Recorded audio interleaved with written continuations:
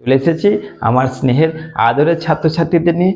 একদম ঠিক দেখেছো, ফোর্থ সেমিস্টারে যারা L2/2 কবিতাটাকে বেছেছো, অর্থাৎ কবিতা তো সবারই রয়েছে সেখানে তোমাদের বলাকা বুঝিয়ে দেওয়ার পর তোমাদের বনলতা সেন নিয়ে চলে এসেছি। একদম লাইন ধরে ধরে বোঝানোর চেষ্টা করব। দেখো, এইখানে অ্যাকচুয়ালি লাইন ধরে ধরে বোঝানো নয়, তোমাদের থাম্বনেল বলে দিয়েছি যে এরকম বোঝানো একদম প্রথম, অবশ্যই প্রথম, একদম প্রথম। জাস্ট এই কবিতাটাকে একটু ফিল করবে। সত্যি কথা বলছি, যদি কবিতাটাকে ফিল করতে পারো, এটা একটা রোম্যান্টিক কবিতা। আমাদের জীবনানন্দ দাশ কিন্তু একজন প্রকৃতিপ্রেমী কবি ছিলেন, প্রকৃতিকে ভালোবাসতেন। একজন নারী কিভাবে তার জীবনে আসলো, বনলতা কে, এইটা কিন্তু আজকের এই ভিডিওতে একটু করে আলোচনা করব এবং তোমাদের এই কবিতাটা একটু সুন্দরভাবে চেষ্টা করব স্লো মোশনে সুন্দর করে তোমাদের বুঝিয়ে দেওয়ার। এমনভাবে তোমাদের বোঝাবো যে এটা শেষ হওয়ার পর এর প্রত্যেকটা কোশ্চেন এবং দেখা গেল MCQ টাইপটা তোমাদের এক্সাম হবে, সেটাও তোমরা কিন্তু নির্দ্বিধায় পরীক্ষা হলে গিয়ে করে আসতে পারবে। চলো আজকে বনলতা সেন, জীবনানন্দ দাশ ভালো করে আমরা বুঝে দিই। চলো,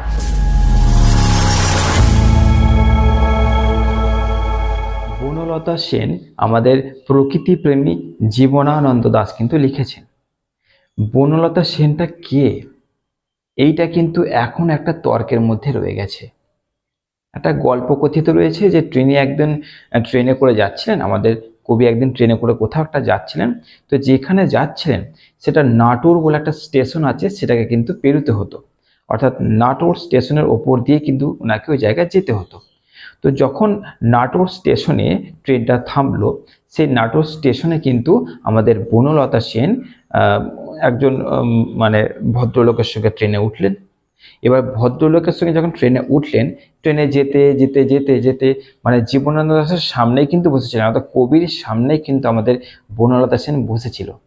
এবং কবির কিন্তু খুব মন পছন্দ হয়ে গিয়েছিল, খুবই ভালো লেগেছিল আমাদের বনলতা সেনকে। এবার ওনাকে অর্থাৎ আমাদের বনলতা সেনকে নিয়ে যে ভদ্রলোক উঠেছিলেন, যখন তিনি ঘুমিয়ে গেলেন তখন কিন্তু অনেক কথা হলো কবি আর আমাদের নায়িকার সঙ্গে, বলতে পারো অনেক কথা হলো।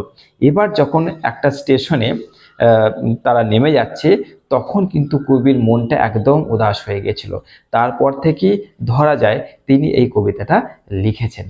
তো চলো একদম সুন্দর করে বুঝে নিই বনলতা সেন, জীবনানন্দ দাশ এখানে কি লিখেছেন তার উদাস মন নিয়ে। দেখো, হাজার বছর ধরে পথ হাঁটিতেছি পৃথিবীর পথে। হাজার হাজার বছর ধরে তিনি কিন্তু পথ হেঁটে যাচ্ছেন। সিংহল সমুদ্র থেকে নিশীথের অন্ধকারে, মালয় সাগরে অনেকে ঘুরেছি আমি। বিম্বিসার অশোকের ধূসর জগতে সেখানে ছিলাম আমি। মানে বুঝতে পারছো কোথায় কোথায় ঘুরেছে, সাগর সমুদ্র সবকিছুই পাড়ি দেওয়া হয়ে গেছে। কেন ঘুরছে সেটা শেষে জানতে পারবে, হয়তো তোমরা আন্দাজ করে নিয়েছো। এবার বিম্বিসার অশোক ধূসর জগতে ঘুরেছি আমি, থেকেছি আমি। আরো দূর অন্ধকারে বিদর্ভ নগরে আমি ক্লান্ত প্রাণ এক, চারিদিকে জীবনের সমুদ্র সফেন। আমারে দুদণ্ড শান্তি দিয়েছিল নাটোরের বনলতা সেন। অর্থাৎ যখন তিনি ক্লান্ত, মানে পৃথিবীর এ প্রান্ত থেকে ও প্রান্ত ঘোরাঘুরি করতে করতে তিনি ক্লান্ত হয়ে গেছিলেন, তখন তাকে কিন্তু দুদণ্ড শান্তি দিয়েছিল আমাদের নাটোরের বনলতা সেন। বুঝতে পারলে, মানে একবার দেখার পর কিন্তু একটা শান্তি পেয়েছিলেন উনি। এরপরে কি বলছেন, চুল তার কবেকার অন্ধকার বিদিশার নিশা, মুখে তার শ্রাবণ স্থির কারুকার্য। অতি দূরে সমুদ্রের পর হাল ভেঙে যে নাবিক হারে আছে দিশা। সবুজ ঘাসের দেশ যখন সে চোখে দেখে দারুচিনি দ্বীপের ভিতর, তেমনি দেখেছি তারে অন্ধকারে। বলেছে সে, এতদিন কোথায় ছিলেন, পাখির নীড়ের মতন চোখ তুলে নাটোরের বনলতা সেন। অর্থাৎ এই টোটালটার মানে হচ্ছে তার চুলটা কেমন, তার চোখটা কেমন, সেটার বর্ণনা তিনি দিয়েছেন। এখানে তিনি বলছেন যে চুল তার কবেকার অন্ধকার বিদিশার নিশা, অর্থাৎ চুলের মধ্যে এমন একটা অন্ধকার রয়েছে যেটা দেখে নেশা লেগে যাওয়ার মতন। মুখ তার শ্রাবস্তির কারুকার্য, অর্থাৎ মুখটা খুবই সুন্দর, অতীব সুন্দর।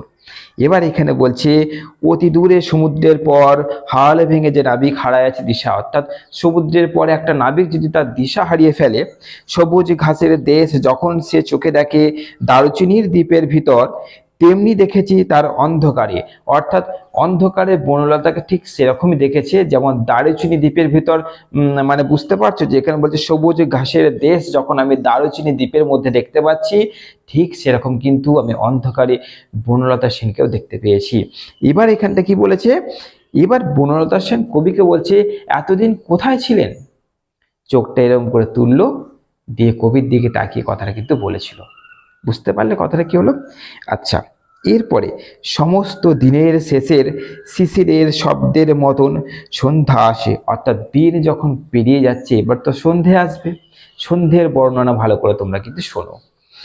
ডানার রৌদ্রের গন্ধ মুছে ফেলে চিল, অর্থাৎ চিল সারাদিন যা উড়লো একটা গন্ধ ধরো থাকে, সেই গন্ধকে সে এবার মুছে ফেললো, কারণ তার ওড়ার সময় শেষ হয়েছে, সে কিন্তু আর উড়বে না, সন্ধে হয়ে গেছে, সে বাসায় ফিরছে। পৃথিবীর সব রং নিভে গেলে পাণ্ডুলিপি করে আয়োজন, তখন গল্পের তরে জোনাকির রঙে ঝিলেমিল, অর্থাৎ পৃথিবীর সব রং মানে বলছে এবার তো সন্ধে হচ্ছে, দিনের আলো ফুরিয়ে আসছে, এবার জোনাকি তার রং নিয়ে কিন্তু খেলা শুরু করছে। তখন বলছে সব পাখি ঘরে আসে, সব নদী ফুরায় এ জীবনের সব লেনদেন, থাকে শুধু অন্ধকার মুখোমুখি বসিবার বনলতা সেন। মানে এইখানটা বলতে চাইছে যে সব পাখি কিন্তু এবার সন্ধে হচ্ছে, তারা উড়ে তাদের যে কাজকর্ম সারাদিনের ছিল এবার তারা তাদের বাসায় ফিরছে। নদী তার স্রোত হারিয়ে বলছে আমি আর বইব না, সন্ধে হয়ে গেছে, আমি স্তব্ধ হলাম। এইরকম একটা সিচুয়েশনে, এরকম একটা রোম্যান্টিক পরিস্থিতির মধ্যে সামনে বনলতা সেন আর এইদিকে কবি চুপচাপ বসে আছেন, একে অপরের চোখের দিকে তাকিয়ে, কোনো কথা নেই, কোনো শব্দ নেই। এই যে রোম্যান্টিক পরিস্থিতি, এইটা কবি কিন্তু এখানে তুলে ধরেছেন তার উদাস মনে। কেন উদাস মনে? কারণ যখন মানে গল্প হিসেবে ধরেন যখন ট্রেন থেকে আমাদের বনলতা সেন নেমে গিয়েছিল, তারপর তো কবি আর তাকে পাননি, তো সেইভাবে কিন্তু তিনি এদিক ওদিক এদিক ওদিক কিন্তু তাকে অনেক খুঁজেছিলেন, ক্লান্ত হয়েছিলেন। নাটোরের ওই বনলতা সেন সেই তার ক্লান্তিকে দূর করেছিল। তারপরে তোমাদের তো বললাম যে কিভাবে দিন শেষ হচ্ছে এবং সন্ধেবেলার কিভাবে কি দৃশ্যটা তিনি তুলেছেন। একদম দিনের শেষে বনলতা সেন আর কবি সামনাসামনি বসে আছেন, কারোর মুখে কোনো কথা নেই, শুধু নিস্তব্ধ হয়ে একে অপরের দিকে তাকিয়ে আছে।